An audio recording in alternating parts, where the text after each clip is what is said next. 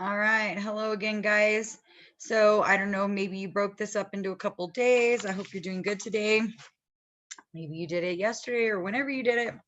We're going to jump in today. This is going to be chapter 32, the digestive system. Okay. Let's see here. And this stuff is going to be due by Monday. Okay. So Monday the 30th, I believe. Okay. So learning outcomes. Describe the organs of the alimentary canal and their functions. Explain the functions of the digestive system's accessory organs. Identify the nutrients absorbed by the digestive system and where they are absorbed. Describe the causes, signs, and symptoms and treatments of various common diseases and disorders of the digestive system. Okay, so we're taking a look at our digestive system. Okay, this is what it kind of looks like. It's going to start with our mouth and it's going to end with our anus. Okay. In here we have our pharynx, our trachea. Along the way, we have our submandibular, salivary glands, esophagus, stomach, okay, your spleen, large intestine, small intestine, your gallbladder and liver are very important in your digestive system. Okay, so we're going to go ahead and we're going to go through this really quick. So the alimentary canal, so it starts, is the pathway that extends from the mouth to the anus, and it consists of 4 layers: the mucosa, submucosa, muscular, and serosa. Okay, the serosa is the double-walled outermost layer of the canal and is also known as the peritoneum.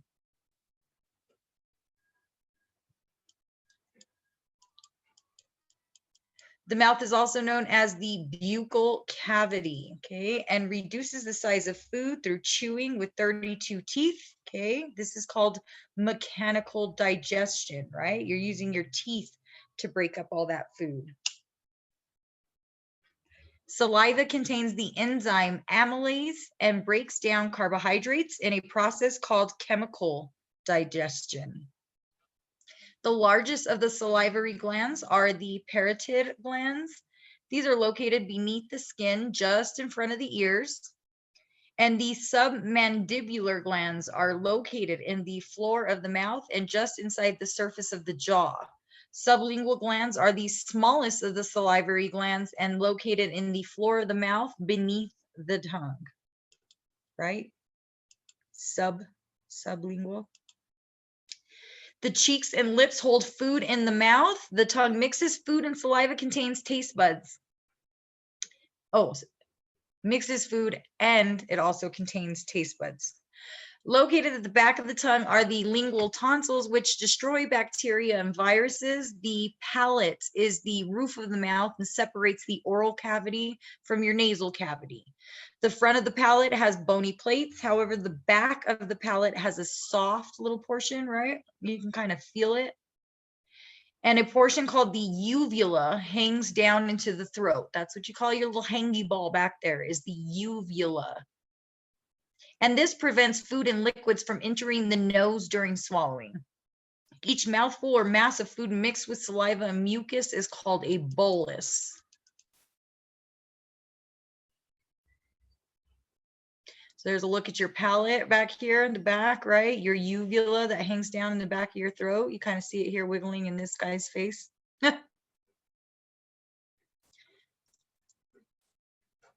And then your bulla is just each mouthful or mass of food, like I said, that you mix up with mucus and saliva. So the pharynx or the throat is divided into 3 portions. That's going to be your nasopharynx, and this is behind your nasal cavity. The oropharynx, and this is behind the oral cavity. And the laryngopharynx is behind the larynx, okay? The esophagus connects the throat to the stomach. It ascends past the diaphragm through the esophageal hiatus, which is where hernias often occur. The cardiac sphincter is the lower esophageal sphincter that controls the movement of food into the stomach.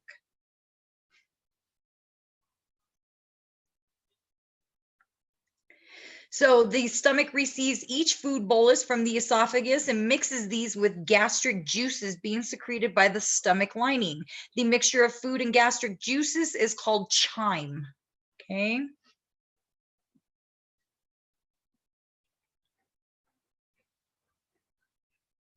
The small intestine fills most of the abdominal cavity. Okay. The beginning of the small intestine is called the duodenum and is about 12 feet long.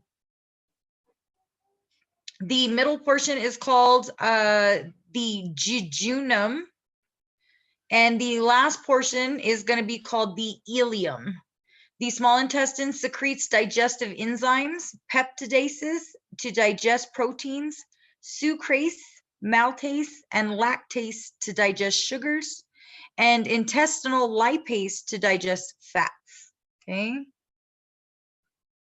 So peptidases to digest proteins, sucrase, maltase, and lactase to digest sugar, and intestinal lipase to digest fats.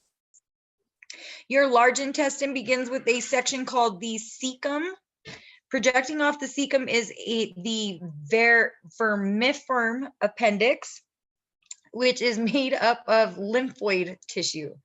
The cecum gives rise to the ascending colon, which goes up the right side of the abdomen before turning to become the transverse colon. Okay, so let's see here, your large intestine, and then it's going to go ahead and make that S shape, right? And make that transverse colon. And then it turns again to become the descending colon. Okay, going down the left side of the abdomen. In the pelvic cavity, the descending colon forms the S-shaped sigmoid colon. Let me see if I can get a better picture of that one. The sigmoid colon straightens to become the rectum with an anal opening to the outside of the body. Waste material or feces leave the body in the process called defecation. Okay. Bet you I have a better picture here somewhere. Let me see. Your liver. The liver is a large organ filling the upper right abdominal quadrant. Each lobule contains many cells called hepatocytes, which process nutrients in the blood and make bile to be used in the digestion of fats. The gallbladder is a small sac which stores bile. The pancreas is located behind the stomach and produces pancreatic juice containing enzymes to help assist with the digestion. Yeah. So here's a really good look at that.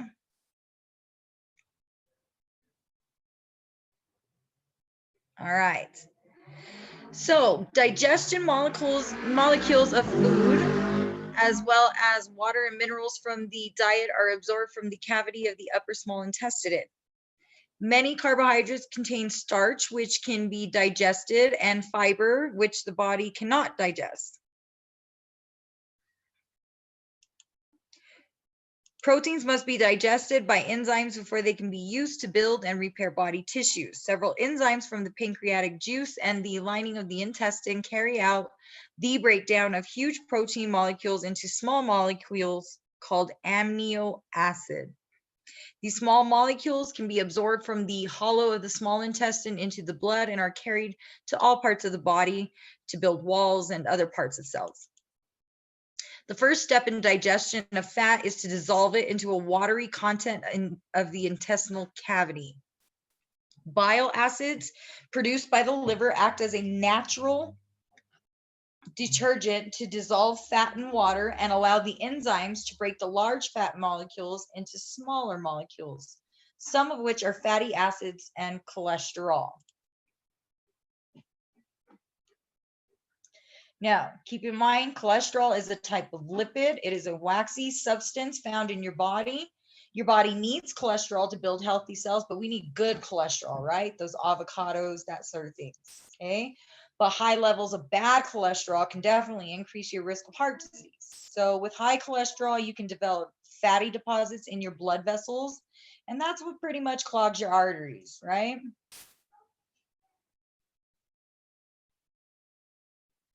So there is also malabsorption syndrome as far as gastrointestinal disorders go. Okay.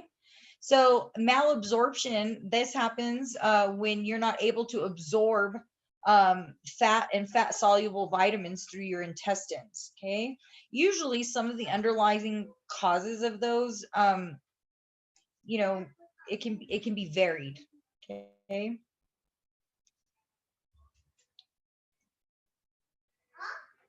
Can be infection, it can be lots of things. It can be an autoimmune kind of a thing, it can be a hormonal thing, etc. Appendicitis is the inflammation of the appendix caused by backup of feces, tumor, or infection.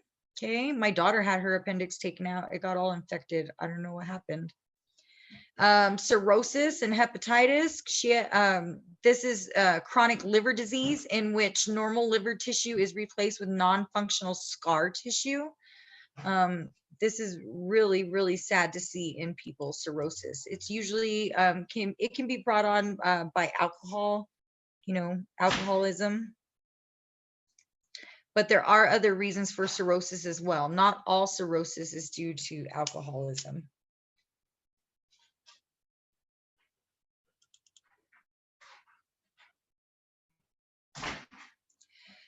So cholelithiasis is another name for gallstones. Okay. These are hard deposits which consist of cholesterol or bilirubin, and they get built up in there. Ew, right? My sister had her gallbladder taken out. So it's your bile may, sometimes can contain too much cholesterol, and so it gets kind of stuck in there, and then your gallbladder's not able to empty out correctly, and that's how they get kind of stuck in there and bigger and bigger and bigger, right? Colitis is going to be inflammation of the large intestine and it's usually caused by a viral or a bacterial infection. Stomach ulcers can, cause significant bleeding, pain, nausea, and vomiting. They're usually treated by antibiotics or the removal of the irritant. So if you have something that really upsets your ulcers, or, you're going to want to stop eating that. Colorectal cancer comes from the lining of the rectum or colon and is curable if treated early, right? Your oral cancer usually involves the lips or the tongue, but can occur anywhere in the mouth, okay? The cause is often related to the use of tobacco products. Pancreatic cancer is the 4th leading causes of cancer death in the United States. Stomach cancers usually occur in the upper portion of the stomach. It appears to occur more frequently in Japan, Chile, and Iceland rather than in the United States. It must be cultural kind of a thing, maybe something that they eat all the time kind of a thing, right? Or must be in their diet all the time. So we have constipation, and we all know what this kind of is, right? It's the condition of having difficulty with defecation. This can cause a major issue, and is usually caused by the lack of fiber, lack of water in the diet, okay? Adequate water in the diet, okay? Hemorrhoids can also result from constipation because you're pushing too hard, and so what happens, excessive straining during bowel movements, you cause those little areas to get inflamed, right? Or blistered almost, because you're putting too much pressure down there on those veins and things. There are varicose veins of the rectum or anus as well. You can definitely get those as well. Crohn's disease is a common disorder called inflammatory bowel disease, affecting the end of the small intestine. Diarrhea is a condition of watery and frequent feces. This can be viral bacteria related to a parasite, okay, and it is usually self-limiting. So in other words, we can, kind of get that under control usually ourselves if we know what's going on. Diverticulitis is inflammation of the diverticula in the intestine. If there is no inflammation, the condition is just called diverticulosis. Sorry. Gastritis is the inflammation of the stomach lining and is usually referred to as an upset stomach. Stomach ulcers occur when the lining of the stomach breaks down, and this causes generally a bacteria called Helicobacter pylori or H. pylori. Heartburn is also called gastroesophageal reflux disease, or GERD, G-E-R-D. And this usually occurs when stomach acids reflux into the esophagus, or, you know, they start to push up higher than they should be coming up, and kind of burns. Hepatitis is the inflammation of the liver. There is a vaccine available for hepatitis type B only. Or I'm sorry, for hepatitis B and hepatitis A. Oh my goodness, it's been a long morning. Hiatal hernia occurs when a portion of the stomach protrudes into the chest cavity through an opening in the diaphragm. Inguinal hernia occurs when a portion of the large intestines protrudes into the groin or into the scrotum of males. Here's some pictures of colitis. Again, colitis is the inflammation of the large intestine, can be caused by viral or bacterial infection. Okay. Hernia, this is kind of what hernias, the protrusion or the bulges might look like.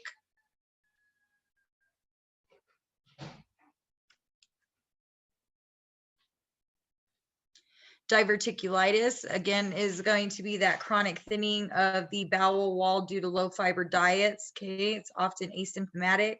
We can usually treat this with a high fiber diet, stool softeners. Okay, we get fecal material trapped in pouches. Okay, because it's been broken down and it gets caught up in there. Eat your fiber, guys. And then, of course, we have our chapter summary. So there is no assignment on this PowerPoint either. Okay, again, enjoy your guys' holiday, what have you. Make sure that you get your assignments done and your attendance done, so that way I don't have to mark you absent. Okay, we'll see you guys either in the meeting tonight if I see you there. If not, then I will see you on the 30th. Okay, take note of your chapter summary here. This is all the things that we covered here in this PowerPoint. Take note of them. Okay, and be able to discuss them with the class on Monday. We'll talk about it a little more in detail. Okay, you guys enjoy the rest of your nights. You let me know if you need anything. Okay.